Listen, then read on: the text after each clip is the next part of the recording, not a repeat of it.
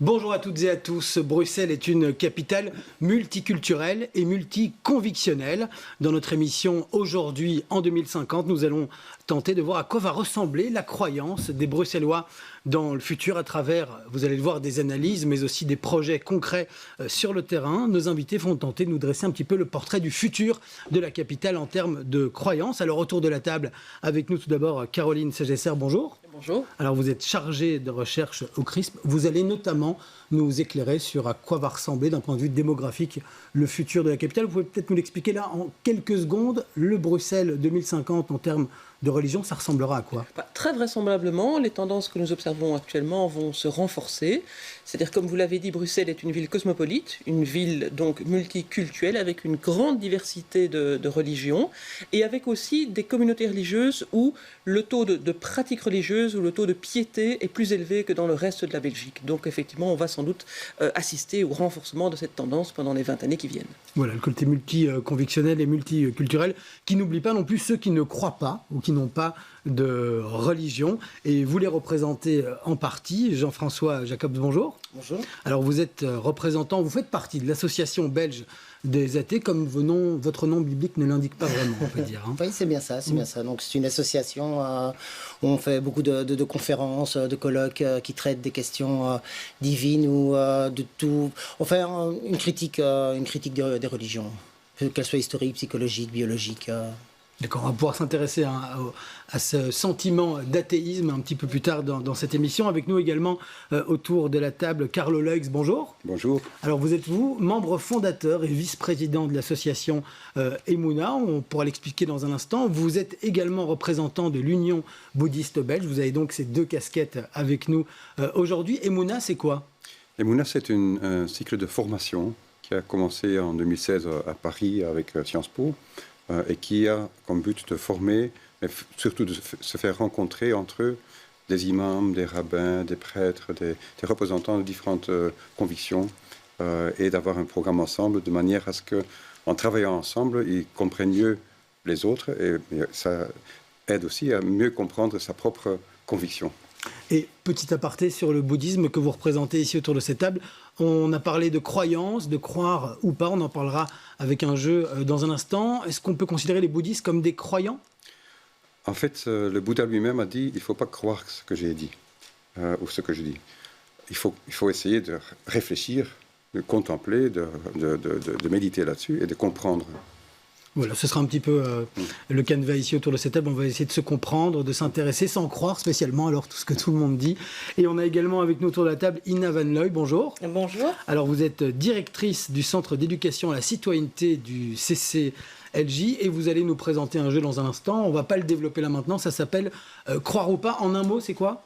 En un mot, c'est l'idée de pouvoir parler de ses croyances ou non de façon ludique et apaisée. Voilà, on aura l'occasion également de voir un reportage qu'on a pu réaliser il y a 5-6 ans maintenant ici. C'était avec une équipe de BX1. Je reviens vers vous déjà, Caroline Segesser, parce que vous nous donniez quelques éléments du futur de Bruxelles en 2050. D'un point de vue démographique, est-ce qu'on peut essayer de tirer des conclusions, de se projeter dans presque 30 ans et de se dire à quoi ressemblera le panel de croyants ou de non-croyants ici dans la capitale ? On peut le faire avec une série de précautions d'emblée. Tout d'abord, on parle de croyance, de foi. Et là, il y a un double écueil. Le premier, c'est que nous n'avons pas de recensement des croyances de la population bruxelloise de ce point de vue-là. Et le second, c'est que la croyance ou son absence, la foi, c'est quelque chose qui ressort du fort intérieur des individus. Donc ce qu'on peut estimer, regarder, analyser, c'est plutôt la pratique religieuse et ses manifestations extérieures, et en particulier les lieux de culte. Donc on observe la grande diversité de lieux de culte à Bruxelles et on observe le dynamisme de certaines communautés qui voient leur nombre d'implantations s'accroître. Et donc en partant du principe que ces tendances vont se poursuivre, on peut imaginer un paysage convictionnel dans une trentaine d'années avec une religion qui sera majoritaire à Bruxelles, ce sera sans doute la plus grande religion qui est l'islam dans ses différentes composantes. Une grande diversité au niveau du christianisme, donc l'Église catholique qui est historiquement la principale religion de la région comme toute la Belgique a connu un mouvement de sécularisation rapide et poussé ces 25-30 dernières années et beaucoup plus poussé dans la capitale qu'ailleurs. le taux de pratique religieuse catholique est bien inférieur à Bruxelles à ce qu'il est dans les autres régions. Par exemple, au niveau des mariages, un mariage civil sur 4 en Belgique est suivi d'une cérémonie à l'église catholique. À Bruxelles, on est à un mariage sur 12. C'est pour vous dire le contraste. Donc l'église catholique va continuer sur ce mouvement de sécularisation. Les autres églises chrétiennes, qu'elles soient évangéliques, pentecôtistes, anglicanes, elles ont toutes le vent en poupe. Donc il y a un grand contraste à ce niveau-là au niveau du christianisme. Les églises orientales, le christianisme orthodoxe est lui également en croissance. Et puis alors vous avez d'autres convictions, le bouddhisme, l'hindouisme, d'autres philosophies orientales, d'autres mouvements religieux qui sont venus à Bruxelles également attirés par son statut de capitale de l'Europe. Je pense également à des organisations qu'on considère généralement comme étant des sectes à caractère nuisible, comme l'Église de Scientologie. Donc tous ces mouvements sont également implantés à Bruxelles. Et cette diversification va certainement continuer dans les prochaines décennies. Avec des religions, des communautés qui sont amenées à disparaître aussi à l'horizon 2050 ? À disparaître, peut-être pas. Je crois qu'il faut une religion qui disparaisse vraiment, c'est compliqué. Par contre, effectivement, les religions anciennement implantées dans la capitale, j'ai mentionné le catholicisme, mais c'est vrai aussi de la religion juive qui recule, connaissent ce mouvement de sécularisation plus rapide, plus précoce que les autres communautés. Et donc, elles, effectivement, voient leurs effectifs de pratiquants, en tout cas, se rétrécir. Je me tourne vers vous, Inna Van Looy, parce que vous représentez le CCLJ ici. Le J de CCLJ s'intéresse au judaïsme. Vous nous rassurez, le CCLJ sera bien encore à Bruxelles en 2050 ? Absolument, on est là depuis 60 ans, donc encore pour 60 ans, tranquillement. D'accord, voilà, c'est plutôt une bonne nouvelle. On a parlé de l'avancée des religions. J'ai envie de vous demander, vous, Jean-François Jacobs, est-ce que vous avez l'impression que la part de l'athéisme et des personnes qui n'auront pas une croyance spécifique est amenée inévitablement à croître à l'horizon 2050 ?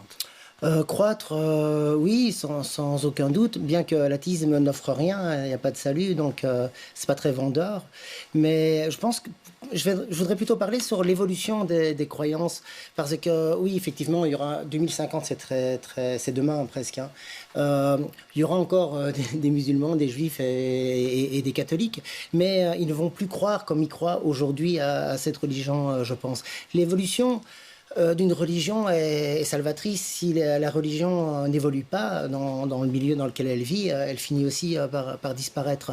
Et la religion d'hier n'est pas celle de demain. Et donc, dans ce sens-là, je pense que oui, il y aura toujours des religions, mais elles ne seront plus les mêmes qu'aujourd'hui. Mais effectivement, et ces changements peuvent être amenés dans des discussions. C'est ce qui se passe chez Emouna. Carl Leuil, c'est ce que vous pouvez peut-être nous expliquer un petit peu, parce que vous nous l'avez expliqué tout à l'heure, il y a des représentants de toutes les grandes religions monothéistes et le bouddhisme également, tous les ministres de culte qui se retrouvent pour 15 sessions sur une année et qui échangent. Pour vous, ça va amener à faire évoluer les religions, la façon dont on pense sa propre religion quand on s'intéresse à celle des autres ? Mais je pense qu'avec ce qui vient d'être dit d'ici 2050, avec toute une panoplie de différentes religions, il est absolument nécessaire qu'il y ait un dialogue qui s'installe. Et on peut pas... il faut éviter toutes les radicalisations, tous les extrémismes, justement en faisant en sorte que les différents représentants se comprennent mutuellement. J'ai dit d'ailleurs, une culture ne peut s'enrichir en entrant en contact avec d'autres cultures, mais c'est la même chose pour les cultes et avec les convictions. Donc ce qu'on constate sur le terrain avec... depuis quelques années en France et ici en Belgique depuis 2 ans, pendant toute une année, entre ces rabbins, ces imams, ces prêtres, ces différents représentants, vont commencer à se comprendre, à se connaître, à écouter l'autre. Et donc il y a 2 effets. Il y a l'effet d'ouverture, mais aussi l'effet d'approfondissement de sa propre conviction, puisqu'on va devoir la confronter à d'autres. Et donc on se remet en question. Donc les gens qui en sortent de ces formations, en fait, deviennent des amis. Il y a des liens d'amitié qui se nouent et des échanges qui continuent. Ils créent des associations entre elles et tout ça. Et donc, on visite les mosquées, les synagogues, les temples, les églises mutuellement. Et donc, il y a un enrichissement mutuel qui se met en place. Alors, ça, c'est destiné au ministre du culte. Inna Van Looy, ça va nous permettre de nous intéresser, de faire une bonne transition avec votre jeu Croire ou pas, qui lui est destiné aux enfants, mais pas que, hein, ça va de 7 à 77 ans, c'est comme ça que c'est écrit sur la boîte du jeu. Mais avant ça, je vous propose de regarder un extrait d'un reportage qui a été réalisé par une de nos équipes. C'était en 2016 et on avait suivi une formation avec Croix-Roupa dans une école. J'ai appris beaucoup, par exemple, que la basilique avec, enfin pas la basilique, l'église avec la croix comme ça, c'est l'église orthodoxe, que l'orthodoxe se pratique aussi en Russie. À quoi ça sert, tu penses, d'apprendre tout ça sur les religions? À connaître plus les autres personnes, parce qu'on croit les connaître, mais on ne les connaît pas vraiment parce qu'on ne connaît pas leur religion. Croix-Roupa, un jeu d'utilité publique créé par le Centre communautaire laïque juif pour dire non à la haine. Un jeu prêt aujourd'hui à être distribué dans toutes les écoles primaires et les ludothèques de la région bruxelloise. Voilà, c'était un reportage de Marie-Noëlle Dinan. On revient avec vous, Ina Van Looy, parce qu'on le voit autour de vous. Le jeu, vous nous l'avez apporté aujourd'hui. Déjà, est-ce qu'il y a eu des évolutions là entre le reportage de 2016 et aujourd'hui ? Une nette évolution parce qu'on l'a beaucoup testé sur le terrain, en fait, avant de finaliser, je vais quand même le montrer, avant de finaliser le carnet de jeu qui est une pièce maîtresse pour jouer à Croix-Roupa, puisqu'il y a 2 méthodes de jeu. La première est plus centrée sur les questions de savoir. On va proposer un memory où il faut trouver 2 cartes identiques, on pose une question et on tente de répondre collectivement, parce que c'est une méthode de jeu coopérative, à la question. Et puis l'autre qui pose plus la question de la réflexion et surtout du questionnement philosophique, où c'est plutôt les participants qui vont amener leurs propres interprétations à propos des dessins qui figurent sur ces cartes et qui vont construire un raisonnement qui appartient à la logique du moment. Alors là, on est dans l'instant présent. Vous allez nous expliquer un petit peu ce que vous ramenez du terrain, parce que vous êtes à la rencontre des enfants d'aujourd'hui qui seront les adultes de demain en 2050. Mais j'ai envie de vous demander, est-ce que ce jeu-là, qui a été créé en 2016, qui est encore d'actualité en 2021, ce sera le même en 2050, à votre avis ? Je pense qu'il sera encore plus étoffé, parce qu'on a essayé de se limiter pour ne pas arriver avec un bottin téléphonique dans les classes. Mais j'espère surtout qu'il sera largement diffusé. C'est-à-dire que j'espère, et quand je vois l'engouement qu'il y a eu cette année pour les formations qui ont été proposées en ligne, confinement oblige, surtout auprès des professeurs de philo et citoyenneté, je me dis que c'est vraiment un outil, on l'a créé de façon très modeste en se disant on va apporter notre petite contribution au vivre ensemble, et finalement on en est plutôt fiers de cet outil et on est plutôt fiers des discussions qu'il suscite, que ce soit avec un groupe d'enfants ou un groupe d'adultes. Alors Carlo Leux, est-ce que ce jeu-là, Croix-Roupa, il pourrait se jouer dans une réunion d'Emouna entre un rabbin, un moine bouddhiste, un imam et un curé ? Mais en fait, il y a des jeux de rôle qui se jouent où on se met ensemble de différentes religions dans une voiture ensemble au milieu de la salle et tout ça. Et on a des discussions sur des sujets parfois assez parfois polémiques, limite polémiques. Et donc c'est très intéressant. On a d'ailleurs chaque groupe présente aussi, il y a différents groupes et chaque groupe multi-convictionnel présente un projet. Et donc un des projets était justement de faire un jeu. Donc on a appris qu'il y avait déjà des jeux qui existaient, etc. Donc c'est très intéressant. Et je voulais vous poser une question par rapport à vos regroupements Emouna. Donc il y a des représentants et des ministres de culte. Est-ce que vous avez aussi des représentants laïcs ou athées qui participent à vos discussions, ce qui façonne aussi un petit peu la pensée philosophique et religieuse de demain? Parmi les orateurs, il y en a. On va commencer en Flandre l'année prochaine. Et là, il y a déjà Mens-Nu qui participe. Donc la laïcité au niveau néerlandais participe. On espère que on va alterner. On a fait 2 années en francophone, puis on va en néerlandais. Et puis on espère que les francophones seront inspirés pour participer aussi. Jean-François Jacobs, vous accepteriez l'invitation de faire partie de ce programme et de rencontrer, même si vous n'êtes pas ministre du culte athée, étant donné qu'il n'y en a pas, mais est-ce que c'est quelque chose qui vous intéresserait et est-ce que vous vous sentez inclus dans les débats de société philosophique et religieuse en tant qu'athée? Souvent, on s'est toujours un peu passé pour, entre guillemets, l'emmerdeur de service. Mais évidemment, aussi, l'association belge des athées existe, c'est pour participer au débat public. Donc évidemment, discuter, échanger, c'est toujours profitable à tout le monde. Hein. Évidemment, on serait pour ça, oui, bien entendu. Alors Caroline Sagesser, on a déjà entendu un bon petit panel d'informations. Je voulais vous poser une question sur le futur de la croyance ici à Bruxelles. À quel point la croyance façonne la société bruxelloise d'aujourd'hui? On l'a dit, il y a différentes convictions, différents groupes religieux, il y a des gens qui ne croient pas non plus, mais à quel point est-ce que c'est présent dans le quotidien des Bruxellois? Alors je crois que les derniers événements, les dernières controverses nous ont bien montré combien la foi est un élément essentiel de l'identité de toute une série de Bruxellois et de Bruxelloises. Mais ce n'est certainement pas le cas de tout le monde. Et moi, je pense aussi qu'à l'horizon 2050, ce qu'on va voir croître également, c'est l'indifférence. Il y a effectivement deux tendances à Bruxelles. Il y a quelque part ces groupes qui sont effectivement très religieux, que ce soit essentiellement dans des milieux musulmans ou chrétiens alternatifs, je veux dire par alternatifs non catholiques. Mais à côté de ça, il y a une masse de Bruxellois qui sont indifférents, qui ne sont pas religieux, mais qui ne sont pas forcément non plus membres de l'association belge des athées ou membres actifs dans un autre mouvement laïque. Donc il y a tout de même une grande masse d'indifférents. À mon avis, si je peux dire, pas une conclusion, mais une observation suite aux présentations de vos deux initiatives qui me semblent coller terriblement à la nécessité du moment, le grand défi à l'horizon 2050 en matière de croyance, c'est la mixité. Et en particulier la mixité des quartiers, la mixité des écoles. Parce que ce à quoi on assiste aussi est une tendance dont je ne sais pas si elle va se poursuivre, mais dont je pense qu'il faudrait chercher à l'enrayer, c'est un regroupement géographique des communautés. Par exemple, le judaïsme à Bruxelles, historiquement, vous aviez des synagogues dans des quartiers populaires, à Anderlecht, à Molenbeek, à Schaerbeek. Ces lieux de prière ont fermé et on assiste effectivement à un regroupement, je vais dire finalement de facto de la communauté, plutôt dans les quartiers sud-est de Bruxelles. Inversement, les communes le long du canal et le long du nord du canal ont une forte proportion de population musulmane, tant et si bien que les enfants dans les écoles souvent ne sont pas confrontés à cette mixité qui est la caractéristique essentielle de notre ville. Donc chacun vit un peu dans son monde et donc je crois que toutes les initiatives qui sont destinées à faire se rencontrer ces mondes sont bonnes à prendre et qu'il faut effectivement les accentuer. Ina Van Looy, vous êtes sur le terrain via ce jeu Croire ou pas.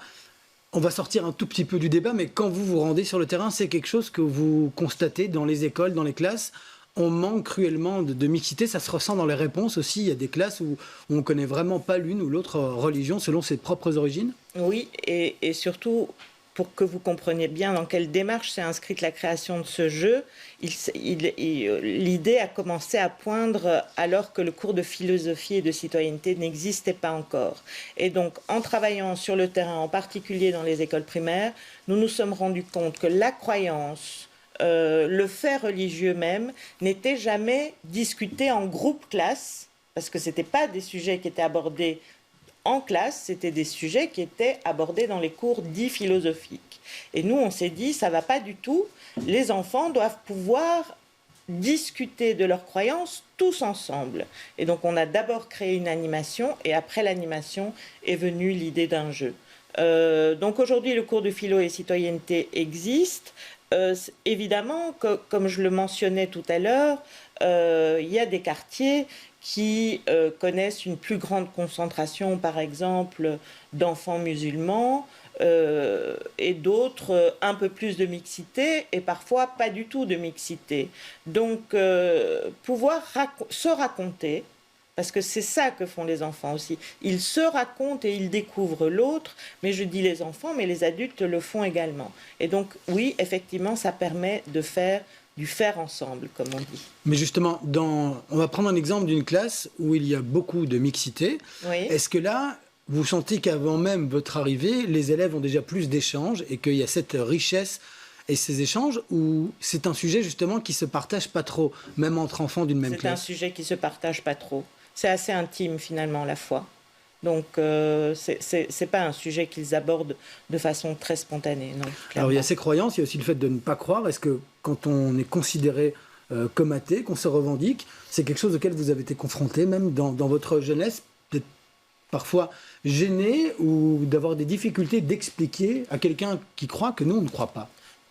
Il y a des situations délicates. Par exemple, la mort, quand il y a la mort d'un grand-parent ou des morts plus difficiles comme d'une jeune maman ou d'un jeune papa. On veut toujours réconforter l'enfant en lui racontant des carabistouilles, de mon point de vue. Et là, quand on veut traduire ça autrement, peut-être poétiquement aussi, en essayant de rassurer la personne qui souffre, on est souvent considéré comme perturbateur, quoi. Et donc oui, il peut y avoir des situations délicates par le fait d'être athée, oui. Alors, je me retourne vers vous, Carlo Leix. On a beaucoup parlé de ce vivre ensemble que vous incarnez, vous, réellement, à travers ce projet. Emouna, quand on se projette en 2050, est-ce qu'à travers toutes vos discussions, est-ce qu'il y a un élément d'inquiétude qui apparaît à travers les différents ministres de culte? Quelles sont les grandes craintes des religieux pour 2050? La crainte, c'est l'extrémisme, évidemment. C'est le jusqu'au bouddhisme. Je ne dis pas jusqu'au bouddhisme, mais jusqu'au bouddhisme, parce que ça existe aussi. Non, je pense que c'est justement on touche beaucoup de monde à travers ces leaders d'opinion qui sont quand même des représentants de leur communauté, et donc ils passent aussi un message au sein de leur communauté en ayant été en contact avec d'autres, en ayant créé des liens d'amitié qui s'invitent mutuellement. Donc on crée quand même ces échanges. Je pense que c'est inévitable que si on veut réussir la société bruxelloise multiculturelle, multiconfessionnelle, convictionnelle, il faut qu'il y ait le dialogue qui s'installe, le dialogue qui s'apprend. Ça, c'est quelque chose qui s'apprend et qui est terriblement enrichissant. Et donc, chaque année, ceux qui sortent sont enthousiastes et en veulent encore. Voilà, on voit que ce travail de vivre ensemble, il doit se faire à tous les niveaux, entre les ministres de culte, dans les écoles et potentiellement également ailleurs, et ici d'ailleurs à la télévision. Caroline Sagesser, une dernière question pour vous, ça va être compliqué de répondre, mais quand on voit l'histoire des religions, on a vu qu'il y a eu énormément d'évolutions, il y a eu des grandes religions qui sont arrivées, on ne les aurait peut-être pas attendues ici aujourd'hui. Est-ce que c'est possible de voir l'émergence d'un nouveau courant, voire même d'une nouvelle religion déjà d'ici 2050 ? Oui, certainement, les religions, ce sont des phénomènes humains qui meurent, qui croissent ou décroissent, et puis qui éventuellement décèdent, même s'il est plus facile, quelque part aussi, de faire naître un nouveau courant que de déclarer qu'un courant a vraiment disparu. Il faut s'entendre sur ce qu'est une religion. Tous les jours, à Bruxelles, se créent de nouvelles églises, enfin tous les jours, ou presque, à un rythme soutenu, se créent de nouvelles églises chrétiennes, par exemple, de nouvelles organisations convictionnelles qui ne se rattachent pas forcément à une branche d'une religion établie.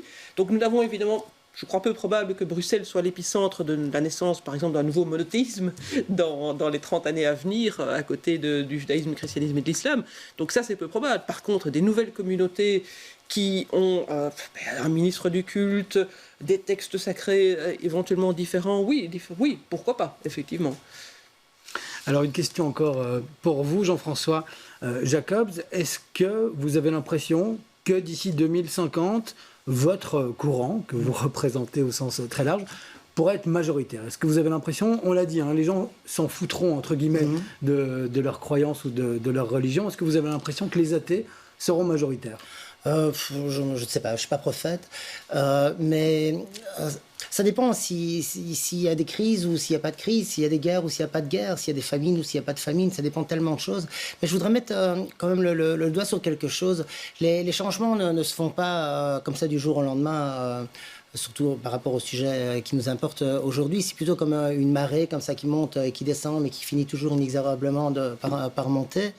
Par contre, il peut y avoir des changements de paradigme qui ont une grande influence. Et aujourd'hui, il y en a un. C'est l'intelligence artificielle. Et on fait de plus en plus confiance à des machines, aveuglément, pour plein. Bientôt, on ne conduira plus. Et donc, je me demande à quel point l'intelligence artificielle, qui a un côté, elle, prophétique, qui va peut-être nous annoncer notre heure de notre mort, et que c'est plus là-haut qui va en décider. Je me demande à quel point ça ne pourrait pas avoir une influence énorme sur les religions monothéistes, par exemple. Voilà, ça vaudra sans doute la peine de faire une autre émission pour un débat entre la science et la religion à l'horizon 2050. Merci à tous les quatre d'être venus nous apporter vos connaissances et vos croyances aussi autour de cette table. Merci également à vous de nous avoir suivis. Je vous souhaite à toutes et à tous une excellente soirée.